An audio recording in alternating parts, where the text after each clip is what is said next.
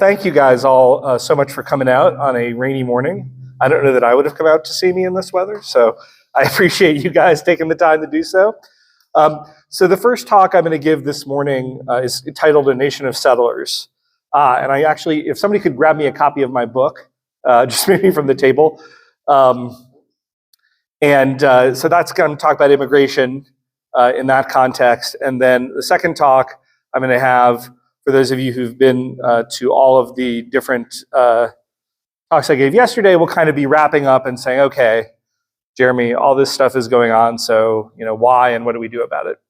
So that's kind of the order of operations today. So let's start. This is the Chinese famous military strategist, even in the West now, Sun Tzu, talks about every battle being won before it's even fought. And I think that's really important in this case, and particularly when we talk about immigration, because a lot of times, and we have this problem on the right in general, and I think as Christians in general, that the rhetorical ground on which we fight battles, we've often lost that before we even show up at the battlefield, because we end up kind of fighting on the enemy's terrain under the enemy's rules. So I'm going to try in this talk to kind of disrupt that type of thinking and to show a different way of kind of going about things. So I'm going to start out with this, and I've actually this is the only one of these talks that I've ever given a version of before. So I've actually talked about this in some other places. This is obviously I saw this on T-shirts, and actually the interesting thing, and I'll share this only because this is a Montana audience, the thing that motivated me, and I write about this in the book, although I don't identify the place, I saw this shirt in Browning, Montana. And it's not the only time I'd seen it, but that was the thing that when I was writing this book, I was like, yeah, that is an anecdote that I'm going to run with.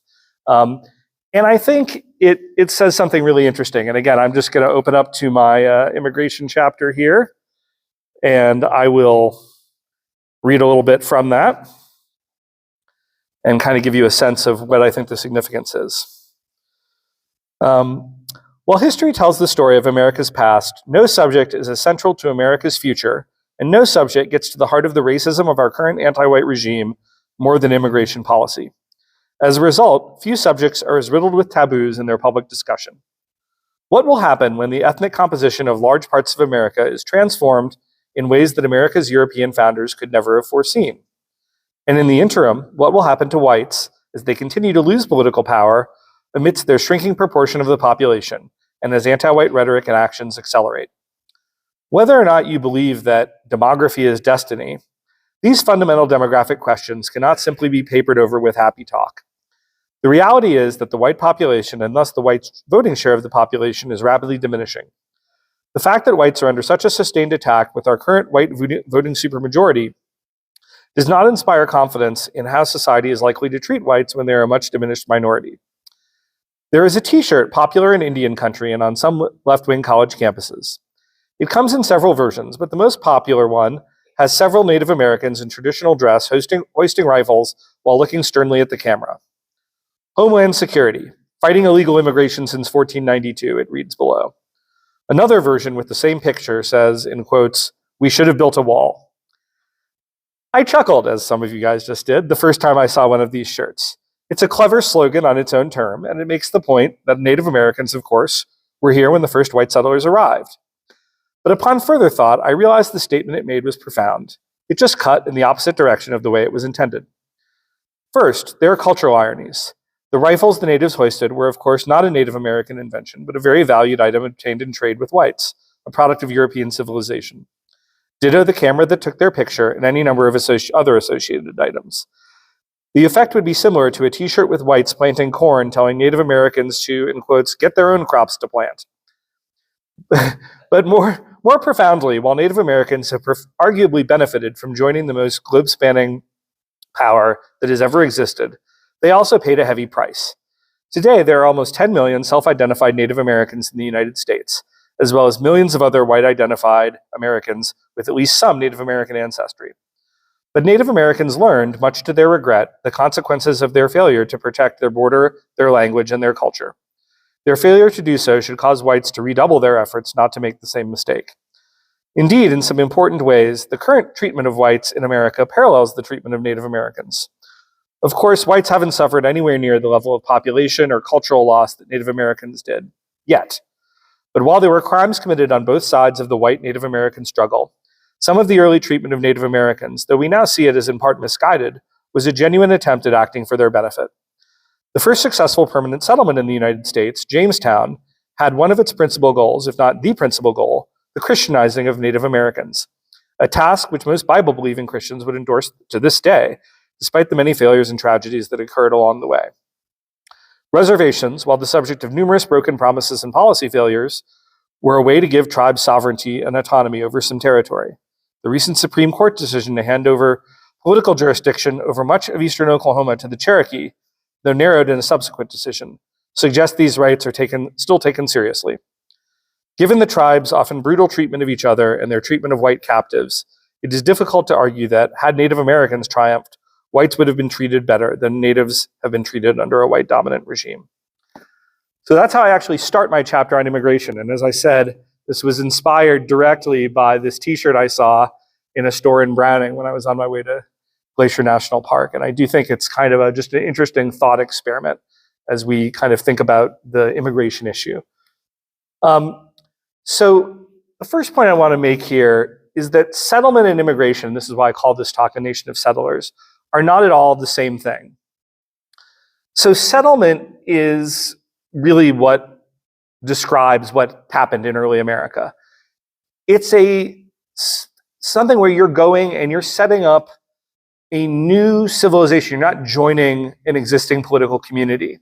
Now, of course, this is not a way, I'm not attempting to erase the clear Native history that existed here, but the whites who immigrated here were not looking to join the Native American political community. They were looking to create their own political community here and social community. And settlement is inherently, especially back then, just an enormously high-risk endeavor. So I've just listed 3 things up here to kind of give you an example. I grew up in North Carolina, as I think I mentioned yesterday. The Lost Colony was very famous where I was from, because that actually happened in North Carolina. 1587, this was the first attempt at European settlement in the United States. 100% mortality. Nobody knows to this day what happened to them for sure.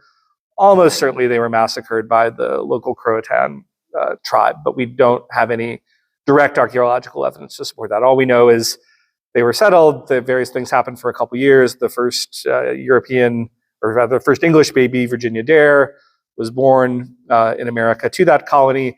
And then 3 years later, when their much delayed supply ship showed up, everybody was gone. So very risky. Jamestown, which I just alluded to, not even necessarily fully successful because ultimately it was abandoned after many years, but it was sort of the mother colony of things that became successful. 1607, 90% mortality of some of the early settlements. There was the original winter, the starving time, not the original, it was second or third winter, I think.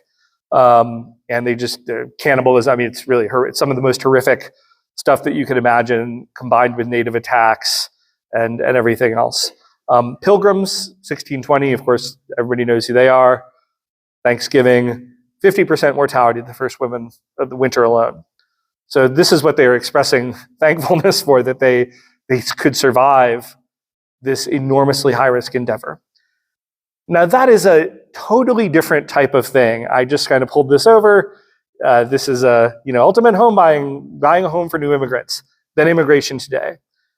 Even if you're going across the border illegally, which is not a zero-risk proposition, obviously. The type of risk that you are taking on as an immigrant today it's not even in the same world as the sort of risk and change that the settlers were taking in early America. And so I think it's just sort of useful to start out. This is why I talk about the importance of kind of discussing the ground in a useful way, that these are just very different phenomena entirely. So here's some selected quotes of the founders talking about immigration. So George Washington says, "By intermixture with our people, they or their descendants get assimilated to our customs, measures, and laws. In a word, soon become one people. This is kind of really the melting pot idea. Before, the melting pot is a specific phrase that comes out of a playwright, a British playwright, actually, named Israel Zangwill in the late 19th century. But here's George Washington basically expressing a very similar sentiment in the 18th century. So not kind of a radical departure. We have Alexander Hamilton. He now famous for the musical and the currency. The United States already felt the evils of incorporating a large number of foreigners into their national mass. It has served very much to divide the community and distract our councils. Important to note here that Hamilton himself was an immigrant. But his point here was, I think, a very important one as we kind of talk about immigration, which is scale matters a great deal. So that's why one of the most prominent kind of restrictionist policy organizations is called Numbers USA. Because you can have the most fantastic, productive, wonderful immigrants who kind of individually add a great deal to the political community. But if that quantity of people is like 70% of your existing political community, you're going to have a profound social transformation that people may not have signed up for as a result of that type of immigration. So finally, I've got a quote from James Madison. And those who acquire the rights of citizenship without adding to the strength and wealth of the community are not people we are in want of. And so here, Madison is making the point that, again, gets lost. This is why I talk about, again, the importance of fighting these sorts of fights on our terrain, not their terrain. Immigration is in the interest of the American people. That's what it has to be. That is the only correct, I would argue, way to which to view immigration. This is not a humanitarian thing. It's not a charity. It's not any of those things. It is what serves the just interest of the American people who are here right now, who are American citizens. That's what should be the determinant of our immigration policy. And again, I think we and Christians as a whole and the right and whoever get very fuzzy on that point. And I could also share a lot more thoughts on immigration if you go back and you read the 1790 congressional debates on the naturalization law, which was the kind of first time that we really addressed this as in a very concrete way. There's all sorts of fascinating stuff. You probably only do that if you're somebody like me, this is kind of your job, but it is interesting things if you're sort of interested in understanding how our founders thought about immigration. So even the far left here gets something right. And I'm now quoting, and this is actually, it's interesting because this far left academic, Roxanne Dunbar-Ortiz, makes a claim, and it's actually very similar to my claim from a factual basis. It's called Not a Nation of Immigrants, Settler Colonialism, White Supremacy, and History of Erasure and Exclusion. Now, the editorializing, I obviously don't agree with. But the fact that she's drawing this distinction between settler and immigrant, I actually agree with her. It's really important. And it's important in terms of how we think about this issue. And again, I'm quoting from her book. During the nearly 2 centuries of British colonization up to US independence, the great majority of European settlers were Protestant, Anglo-Saxon, and Scots-Irish. If you guys were here yesterday, I showed some of that slide talking about the demographics of the US at terms of the founding. And I mean, it wouldn't even be correct to think of it, and they wouldn't have even conceptualized it, quite frankly, for the most part. I mean, there are things about free white citizens in the original Naturalization Act, but it wouldn't have even been conceived of white. It was British versus everybody else. And then if you want to get really specific, there were sub-distinctions within British that mattered a lot. And there's a really great book called Albion's Seed by David Hackett Fisher. It's like super, super thick, heavy, intimidating read, but it kind of talks about the different British cultures and where they settled in different parts of America and how it affects American culture today. If anybody's interested in a really serious kind of understanding of American folkways, I'd highly recommend that. But I think to kind of return specifically to the immigration issue, this is something that the far left and I are in agreement about, a kind of fundamental element, that we weren't really a nation of immigrants. And I'll talk about that mythology as we go forward. So most of the American history is a history of settlement and not immigration. And again, I'm just quoting from a writer. So this is a reference to Alexis de Tocqueville, For those of you who kind of took government at a serious level, or if you went to in college, or if you went to a more rigorous high school, you might have been even exposed to him in high school or perhaps as an adult. Alexis de Tocqueville's book, Democracy in America, probably the most famous book ever written about American politics, most important book. He wrote it in the 1832, I think. He was a Frenchman and a conservative. Like, it's not the core thing to understand about when you read him, but he was a big champion of generally the American experiment, although not an uncritical one. And he wrote this book, Democracy in America, which is still read by people interested in political theory for the sorts of insights that it gave about American politics. And the interesting thing about Democracy in America, and again, this is written in 1830, 1832, is that the word immigrant or immigration is not mentioned even once in this book. And this is a really interesting fact. And in fact, it's so interesting that there are a couple of de Tocqueville scholars who have commented on this fact. And so why is that? Why could he go to this country that's such a new country that is a bunch of European descended people who none of them were there a couple centuries before, and not even mention the word immigration or the concept of immigration? Well, in the 1830s, we were sort of after the initial colonization rush, the initial post-independence, more people moved here.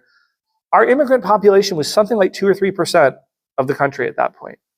It was very small. And so the point is, at some point, at times we've had a lot of immigration, and immigration of various types has been really important to the US. But at other times, immigration was a really marginal factor.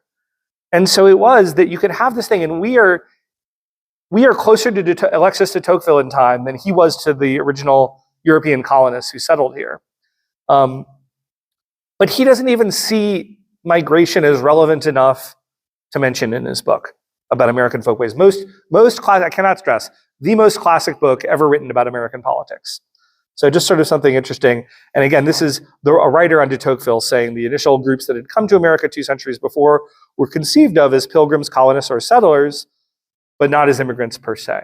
So you could call these pilgrims, colonists. I mean, I'm choosing the term settlers. It's a little bit provocative. I'm being a little nerdy and academic because that will really annoy the academic left because they love to talk about settler colonialism as an evil thing. And I'm like, yeah, they were settlers. What about it? But you could equally call them pilgrims, colonists, pioneers, whatever they were. Very different than what we have today. So let me talk a little bit about historical patterns of American settlement and immigration. So this is my own taxonomy here. It's not some sort of universal thing that every scholar has agreed on, although I think that few would sort of dispute the general outlines. But it's just a way to think about things. So from 1607, which is Jamestown, to 1776, you have what I call the British settlement era. We're not an independent country yet. We have overwhelmingly, settlers coming from throughout Europe, particularly Western and Northern Europe, but overwhelmingly British. At Independence Eve, as best we can tell, we were about 85% British. Maybe that's a little high, but like ballpark. So that's what I call it. We're still under British sovereignty as well. Then 1776 to 1848, we have what's called the American settlement era. Immigrants and settlers at this point are still mostly of British origin, okay, if you kind of go back and look. And then in 1848, something changes. Can I put anybody on the spot? Anybody know what happens in Europe at 1848? Okay. So 1848, you have what are called the revolutions of 1848 in Europe. Huge amount of political ferment, monarchies being overthrown, monarchies trying to be overthrown, all sorts of revolutionary movements. Most of them end up failing, and you get a lot of political refugees from places like Central Europe to the US at scale for the first time. But again, mostly from Northwest Europe, but still you begin to get Central Europeans. Some of my family came over from Central Europe at this time. The other major thing that happens right around this time in 1848 is the Irish potato famine. And that brings a huge number of Irish immigrants to the United States for the first time. So we go through that. Then we get to 1891. And I would argue in 1891, that's the first time you can really refer to America as a nation of immigrants for any period of time. And this is just for this small era, 1891 to 1924. So that's 270 years post-settlement. This is the first time we really begin to get massive numbers of immigrants from other parts of Europe, primarily. We also begin to get a few immigrants from Asia at this point. Actually, we get some of them before that, but we begin to get them increasing numbers at this point. But we really begin to get larger numbers of people from pretty foreign cultures by American standards showing up at our door. And it is not a coincidence that as a result of 3 decades of that, we begin to get the first real anti-immigrant movements in the United States, because before it was kind of co-ethnics. It was people who people shared a little bit more of a culture with, although they shared a language with in many cases. And in 1924, you get a immigration law that is the strictest immigration law that has ever been passed in United States history.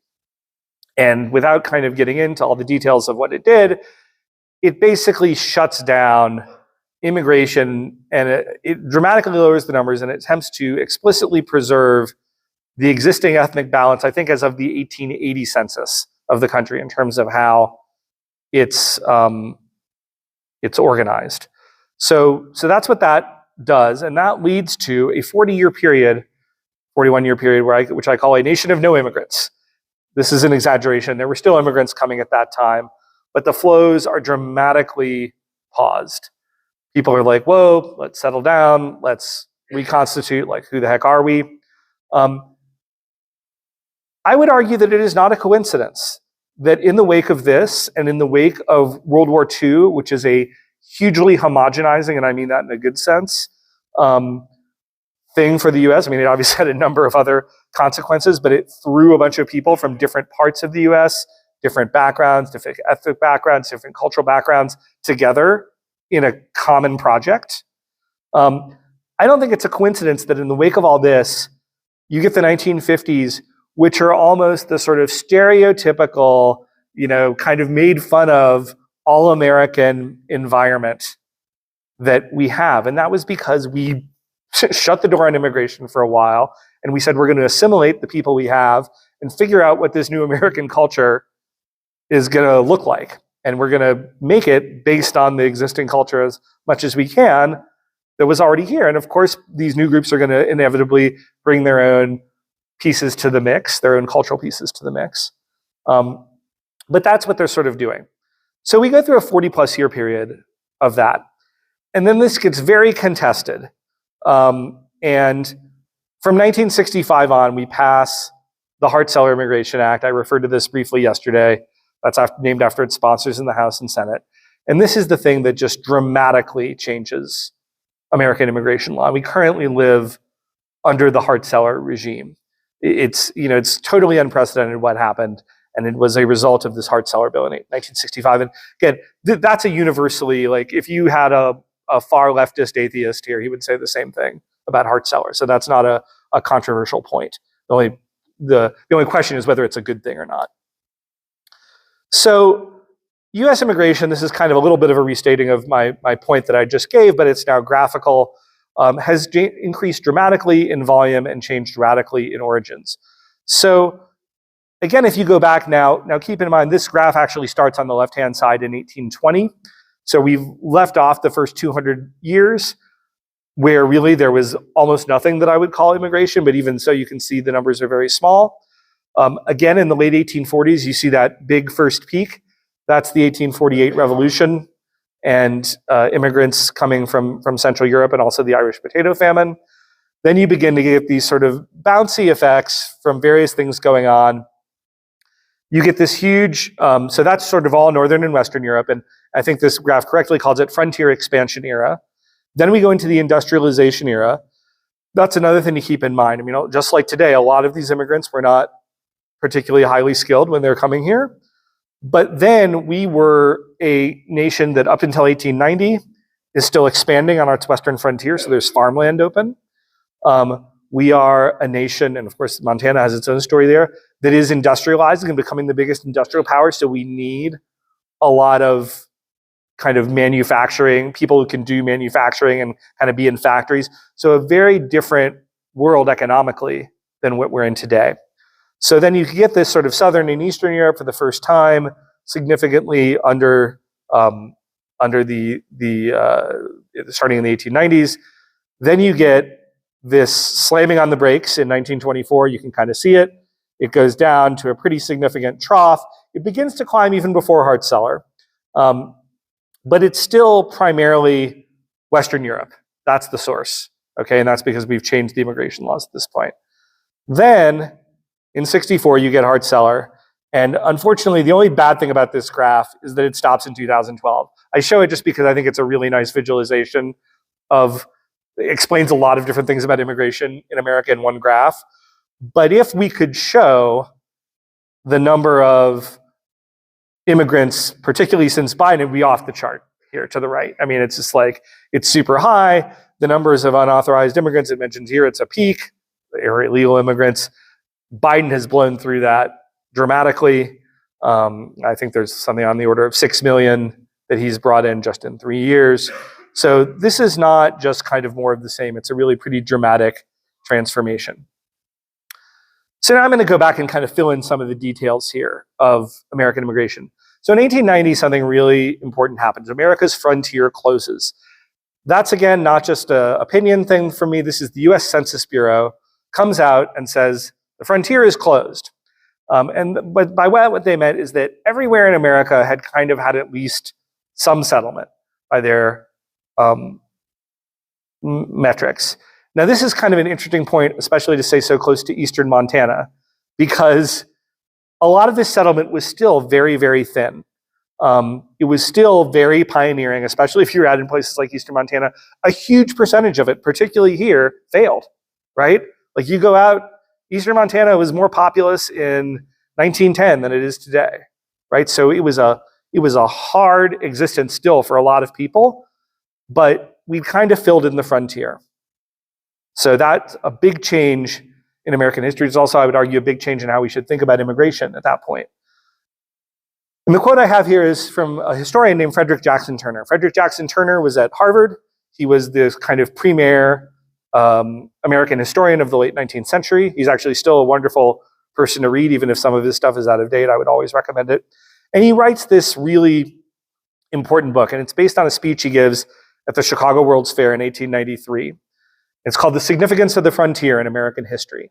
And he talks about how this notion of the frontier was so vital in terms of how America saw itself as a country and the sorts of needs that we had as a country. And now it's closed, and he makes this statement. He says, the frontier is gone, and with it going has closed the first era of American history.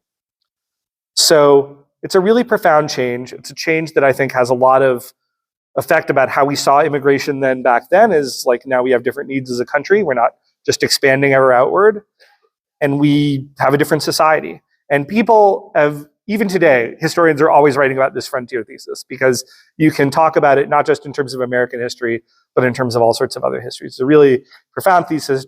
Turner's a really great writer, well worth reading. So the other thing that happens at roughly the same time that this is going on is the frontier is closing and the Statue of Liberty is rising. They're not quite at the same time. I think the Statue of Liberty is 1884, but roughly sort of the same era. So it was not built as a symbol of immigration. It was built as a monument to Franco-American friendship. It was built to celebrate US democracy. It was built to celebrate the end of slavery in the United States. It had nothing to do with immigration, except this, and this is this woman, Emma Lazarus, who probably some of you know because of her poem. And Emma Lazarus, actually, let me just go back to this. So she is sort of an interesting figure. She was kind of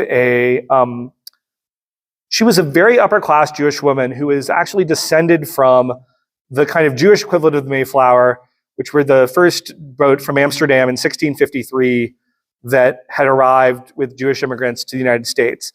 And so she was very much this high society New York person. She wasn't one of these kind of like huddled masses that she talks about in her poem, which we would associate with like the immigrants from Eastern Europe of all types or Southern Europe.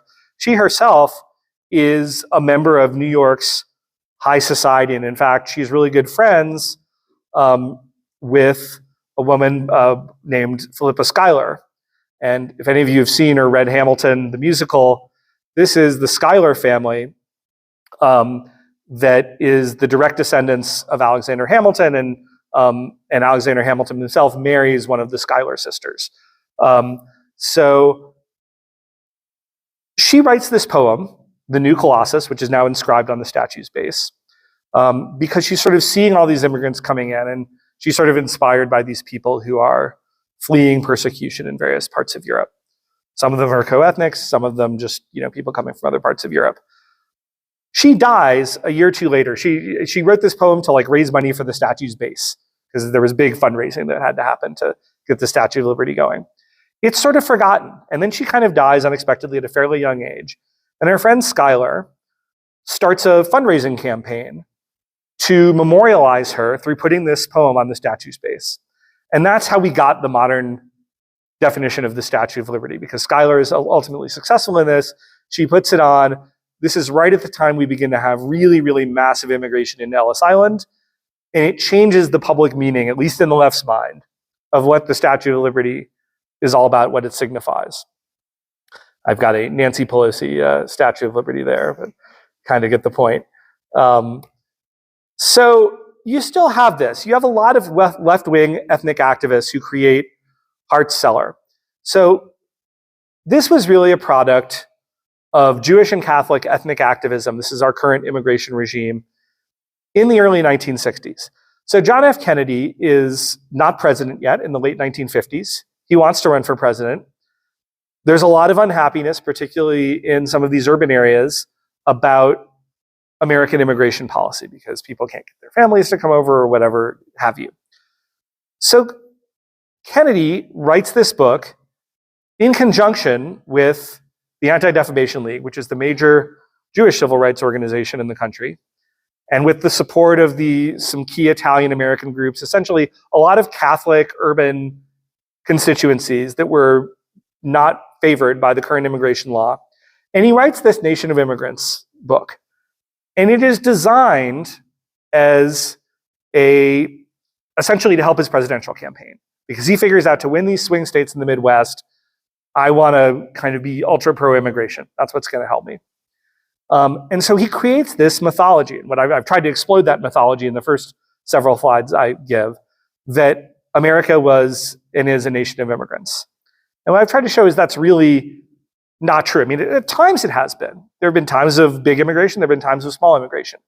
At the time in which John F. Kennedy wrote this, it was particularly untrue. It was really, we could not have been less of a nation of immigrants. Our immigrant population at this point is about 4.7%. To give you a comparison, it's 15.5% now. And those immigrants at this point are vastly disproportionately elderly. They're people who often came before the 1924 Restriction Act, and they're kind of well assimilated into American culture. So at the time in which a nation of immigrants ideology is being created, we're actually not a nation of immigrants at all. So Democrat politicians lied about Hart-Celler's effects, okay?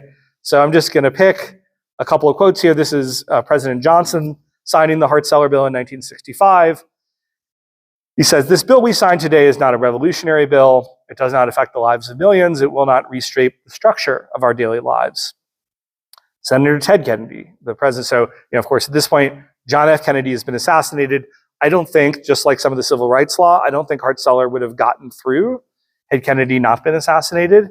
This gets through after the Lyndon Johnson landslide in the wake of Kennedy's assassination, but it does, finally, in 1965. Ted Kennedy, his younger brother, who's now in the Senate, says this bill will not flood our cities with immigrants. It will not upset the ethnic mix of society. It will not relax the standard of admission. It will not cause American workers to lose their jobs. Wrong, wrong, wrong, and wrong, right? Not surprisingly, unfortunately. I think there is something to be said for the fact that a lot of these folks who did Hart-Celler actually didn't know exactly what they were signing up for. In fact, I was able to go kind of do some original archival research for this book, and I found something in the New York Times from 1968, and it was sort of saying, whoa, this is doing a whole bunch of stuff that we hadn't planned, because they thought they were sort of just doing family reunification for folks in Italy, to be able to come to the US. But he said, but now we don't want to touch it because we don't want to be called racists. So congressmen don't want to be called racists. So I think this is really interesting to show how anti-white racism has been used as a cudgel in these debates long preceding today. In 1968, a time in which you could make much better arguments that kind of white supremacy might have been an ongoing thing in a large part of America, people were scared to do anything that would look like they were advantaging the white community in any way. So that's a matter of public record. So Hart-Celler was a demographic revolution. I showed this slide yesterday, so I won't belabor it, but you can just see here's the 1960 census. These Hispanic, Asian, and Black immigrant populations are really, really small. Now in the wake of that, this is just a fundamental demographic transformation of the country. So really big deal.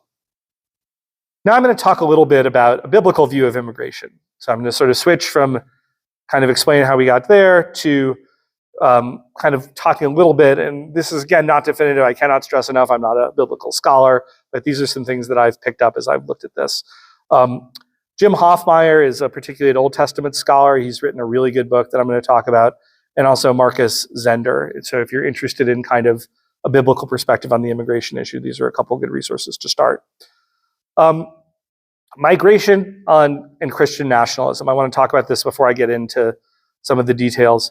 We shouldn't oppress the stranger, but getting taken advantage of, I would also argue, is not Christian. And a lot of, sorry, there's a typo here, but a lot of churches have gone very weak on the question of Christian nationalism. This is a book from my friend Stephen Wolfe called The Case for Christian Nationalism. I don't have time to get in. Some of you guys may be involved in this Christian nationalism debate. This is a debate I could take up 2 lectures just talking about this.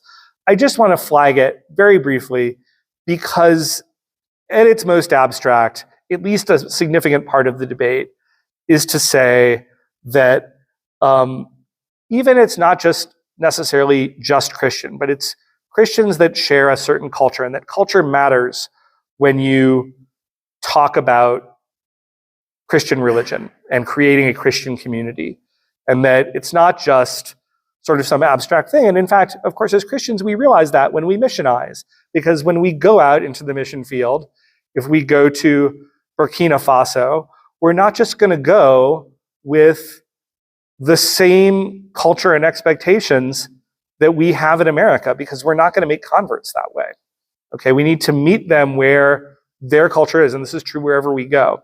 So it's simply, Wolfe is arguing in this book that Christianity is fundamentally a religion, but it also has, in American context, this really important cultural component. So again, this is a horrific compression of a really, really complicated debate on Christian nationalism. We've done it at Claremont. I participated in a series about Christian nationalism.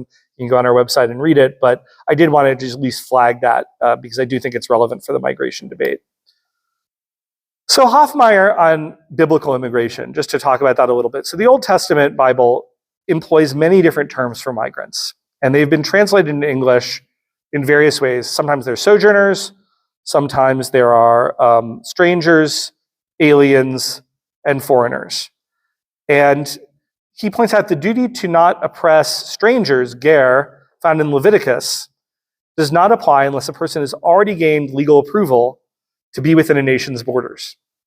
So this is like a pretty important, like these different words that kind of get compressed into immigrant have very different meanings in a biblical context. And the legal status needed to be obtained from an appropriate authority in that particular culture, or else he or she remained a foreigner, a nekhar or a zar. This is how, so again, these are all different terms.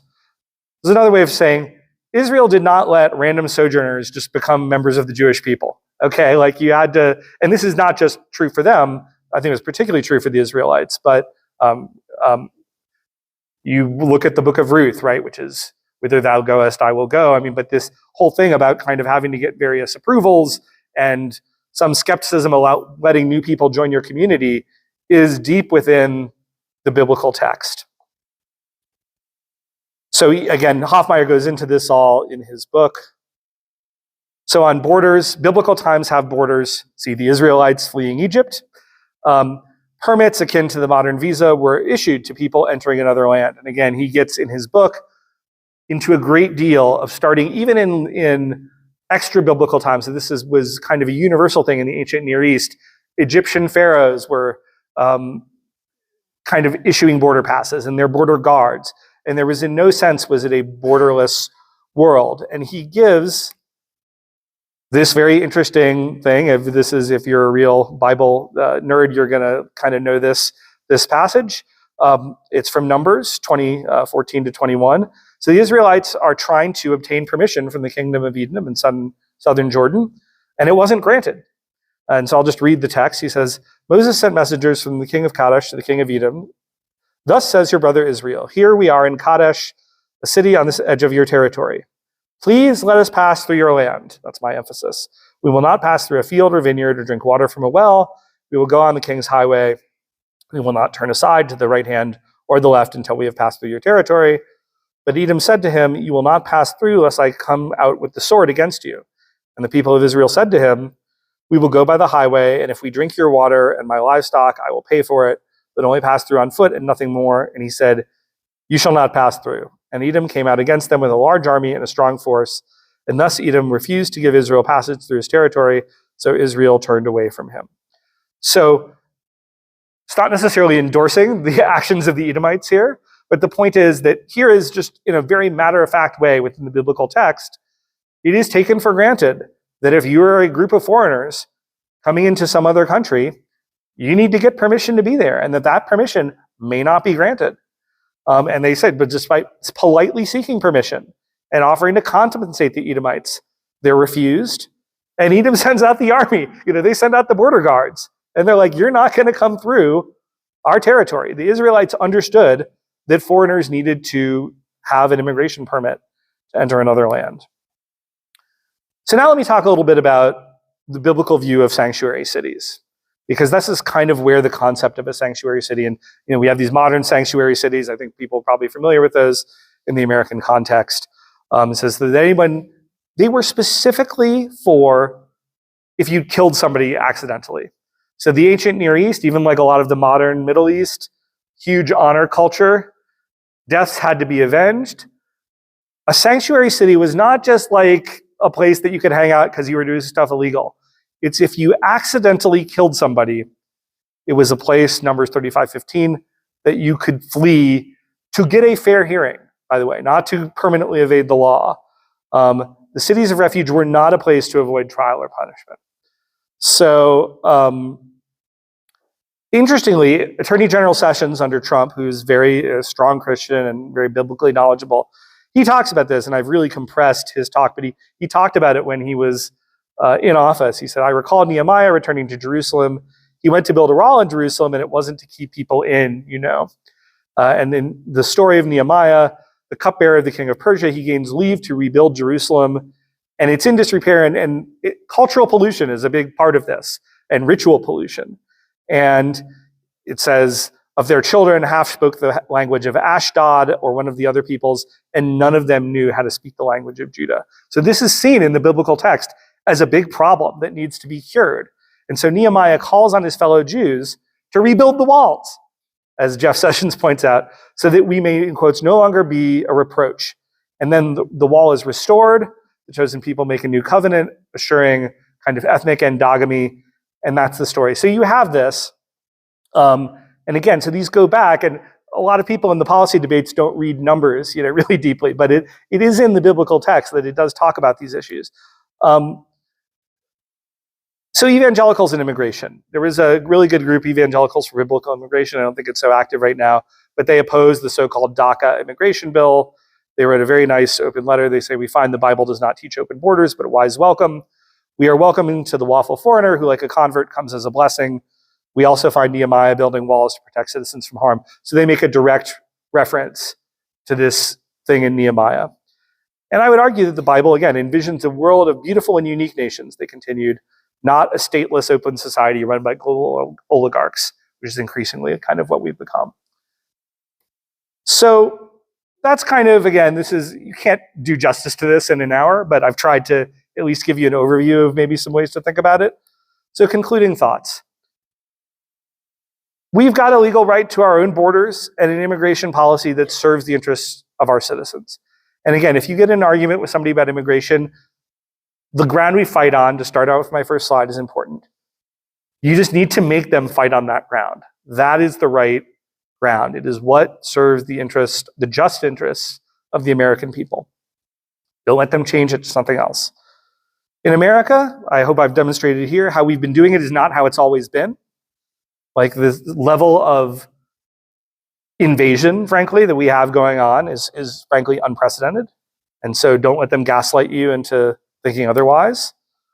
Legal good, illegal bad is a losing frame to talk about it, because even if you have legal immigration, you still have to talk about, well, what of that is that legal immigration serving the US interests in terms of its volume, in terms of who we're bringing in? And by the way, sometimes it clearly is, but sometimes it's not. But I think sometimes we can fall too much into the trap of saying, it's just bad because it's illegal. No, I mean, all immigration needs to be up for debate because it all affects our political community in some pretty profound ways. And then finally, legal or not, America's high immigration levels cannot remain if America wants to be a unified country. And that's really the kind of bottom line. It's why I've worked on this issue and why I think it's important, which is we need some sort of cultural retrenchment like we had after the 24 Act, where there was very little immigration, and essentially over a 40-year period, we reconstituted an American identity with the people who were there, right? Who were some of them coming from different places. And we figured out, well, what does it mean to be American now? How can we be a unified country now?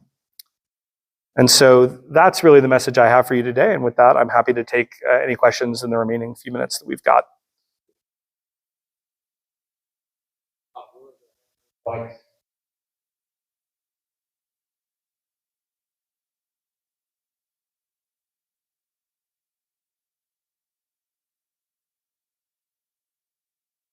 Yep.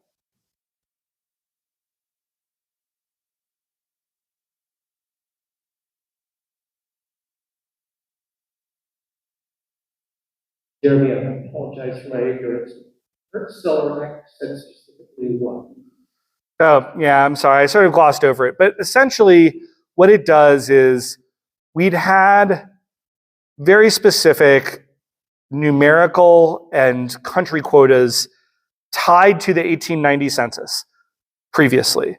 So the 1924 Act, it's called the Johnson-Reed Act, had sort of said, look, we value keeping America American, for lack of a better term.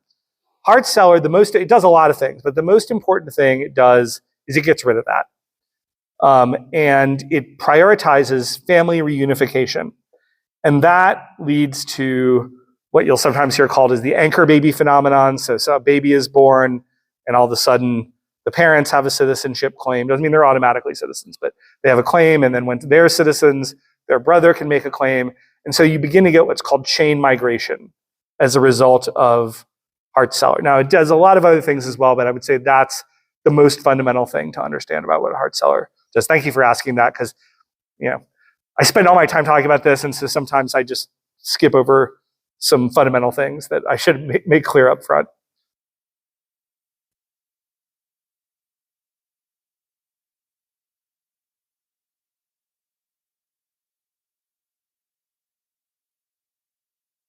So with all the economic hardships on state governments and cities and whatever like this, Eric Adams of New York is claiming to become anchor. Yeah. Because of this, is there likely, where's that going? Is there going to be any backlash to the immigration because of financial repercussions? Well, I think you're already seeing that. And, I should, as you said this and asked this very appropriate contemporary question, it reminded me, I should have stressed overall, my point in saying the importance of the ground we're fighting on, I didn't even wade into any of this current stuff, because I think it's really important to understand the basis of our arguments first. I mean, it's like reading the Bible, right? Like before you're going to go have Bible study or whatever. So I think that's why I didn't touch as much on this. So let's talk about this contemporary issue. It is clearly hitting these blue states a lot. In Biden's dream world, he finds a way to just shovel enough money at them that they can, build more shelters and do whatever else and solve the problem, right? Without deporting anybody, because that's the last thing that Joe Biden wants to do. But it's really clear that this thing, by the way, people like me have been calling for red states to do this for a decade or more. So it's really frustrating that it's taken this long. This is the most effective strategy that I've ever seen us use on immigration. In fact, the one time Ron DeSantis flew 50 illegal immigrants to Martha's Vineyard, you would have thought that a biblical plague had come, right? So I think that this is really effective. I think Governor Abbott down in Texas and Governor DeSantis should keep the pressure on, keep doing. Oh, there is a school of thought that says, in fact, my friend Oren McIntyre, really good conservative Christian podcaster at The Blaze, just put out something this morning saying, yeah, we've made our point. What we should just do is Ron DeSantis and Abbott should just be deporting these guys to Mexico and dare Joe Biden to stop them, because Biden can claim, well, you're intervening in a federal area. But the quick answer is there is an enormous amount of pressure on Biden. And it is indicative of just how utterly maniacal the Democrats have become on this issue, that despite the fact that this is an enormous political liability for him right now, to the point that it may cost him the election, he is not backtracked in any meaningful way. I would point out just parenthetically, and I'm thankful now that he's gone, but Mitch McConnell, through this disastrous failed immigration bill that he had, managed to muddy the waters on what was going on. And I grabbed Senator Daines beforehand and gave him an earful about this because I could see that this was going to come. It was an utter disaster. But so the Democrats have been able to muddy the waters because Mitch McConnell misplayed this so much in the Senate. But the reality is it's a huge political loser for the Democrats right now because nobody likes what's happening. Even the so-called sanctuary cities are seeing the quality of life be vastly degraded. Jeremy is me. Yep. We had a conversation about Yeah. biggest change, one of the biggest changes. Policy. Those nations were out of history. Integrating. Yeah. Mexican people, the Japanese, read about. Yeah. So, multicultural. Right. I think like most things, he was primarily right. I'd have to go back and reread the particular book and the particular passage. But I mean, he was certainly right to be worried about these identity issues for many decades before any other prominent political figure on the right was really deeply worried about them. I do think just kind of indicative of the insanity here, just to, again, to give you a sense of, I hate to be so political and so polarized about it, but it's just the reality. We have what's called a diversity visa lottery in this country. Now, the very existence of this lottery is kind of insane because what it does is it gives around 55 to 60,000 visas a year. And the specific purpose of these visas is to have it come from countries with little ties to the United States historically. So it's like, we want to bring in a bunch of people who have no connection to America or Western culture. Like that's the purpose, the stated purpose of that visa. And when we looked and when we attempted to say, hey, at one point in an earlier immigration debate, one of the more dovish Republicans said, hey, we won't reduce the total number of visas, but let's swap out those diversity visas for high-skilled visas of like engineers and scientists and whatnot, and people we'd like to have come here. We'll make you a one-for-one trade to do that. And then Democrats would not take it, would not do that deal.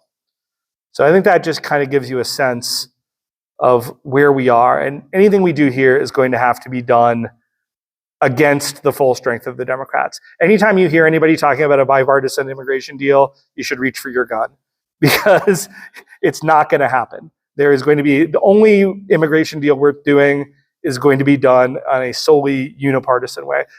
I don't wish that. I think that's a big problem. I wish that weren't the case. Maybe in 3 or 4 years, the politics will have changed, but that's where we are right now. Thank you. Now, you're really great